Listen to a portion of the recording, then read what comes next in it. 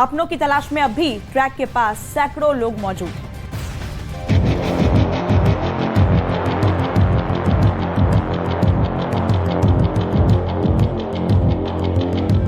शाम से ओडिशा में गूंजी चीखों की आवाज शहर होने तक पूरे इलाके को खाए जा रही थी।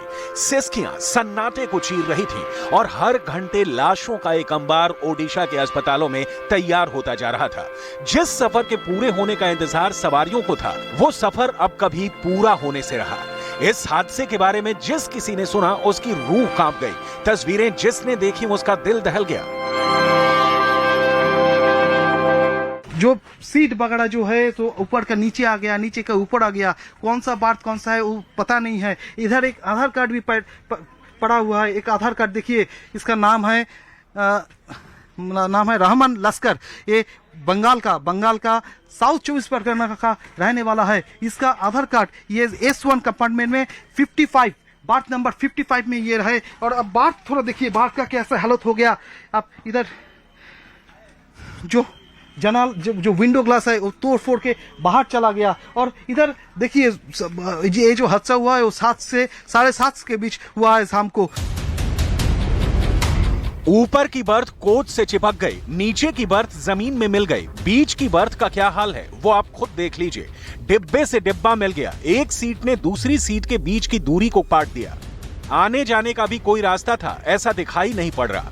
तस्वीरें ये बताने के लिए काफी हैं कि किस स्पीड से इस ट्रेन की टक्कर हुई होगी और कितने जिस्मों से सांसें उखड़ती चली गई होंगी। तो देखिए इधर खड़ा होने की जगह भी नहीं है और इधर नीचे ब्लड शेड भी है। तो अब देखिए लागेज है और अंदर ऊपर ऊपर का जो रूफ टॉप है वो फ्लोर भी फाड़ के नीचे चले आया और सीट वगैरह जो है ऊपर का नीचे का ऊपर चला गया। अर्थात आप सोच सकते हैं कि कैसे भयावह था ये हादसा।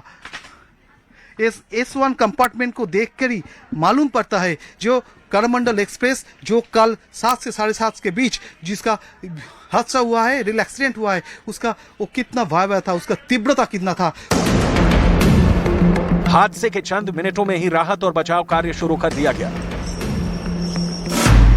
NDRF की 7 से ज्यादा टीम, ODRF की 5 से ज्यादा यूनिट, 200 से ज्यादा एम्बुलेंस मौके पर भेजी गई हैं। 25 से ज्यादा फायर सर्विस यूनिटों को रवाना किया गया है। इसके अलावा भारतीय सेना भी राहत और बचाव कार्य में जुटी हुई है। घायलों को तुरंत इलाज मिल सके इसके लिए पास के इलाकों में उन्हें तत्काल प्रभाव से शिफ्ट किया गया है। गोपालपुर, कांतापाड़ा, बालालोर, भद्रक, सोरो के अस्पतालों में घायलों का इलाज जारी है। हादसे के बाद से लगातार ही रेल मंत्री अश्विनी वैष्णव संपर्क में हैं। आज सुबह भी वो घटनास्थल पर पहुंचे।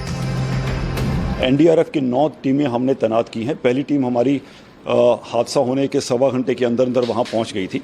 उसके बाद 9 टीमें यानी कुल 300 से अधिक रेस्क्यूज वहां आज की तारीख में SDRF और बाकी एजेंसीज के साथ में लग के काम कर रहे हैं और आशा है कि इसको हम आज पूरा कर पाएंगे।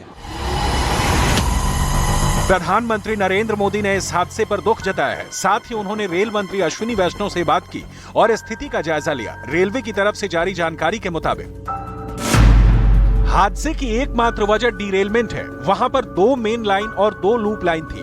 मेन लाइन से कोरोमंडल एक्सप्रेस आ रही थी, वो डीरेल हुई और उसका एक हिस्सा लूप लाइन पर खड़ी मालगाड़ी से टकराया और दूसरा हिस्सा दूसरी तरफ से आ रही पैसेंजर ट्रेन से टकराया।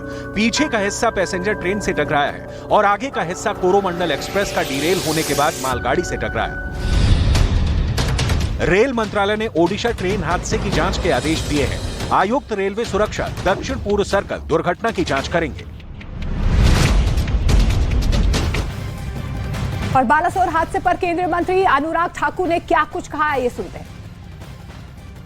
जो लोग हमारे बीच में नहीं रहे इस दुर्घटना के कारण, उनके परिवारों के दुख के समय हम उनके साथ में भी हैं। 10-10 लाख रुपए मृतकों के लिए घोषणा भी की गई है।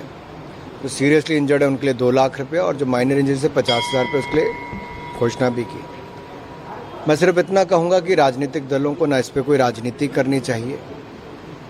कि देश के सामने एक ऐसी दुर्घटना घटी जहां पे बड़ी संख्या में लोगों की मृत्यु हुई और इस हादसे के बाद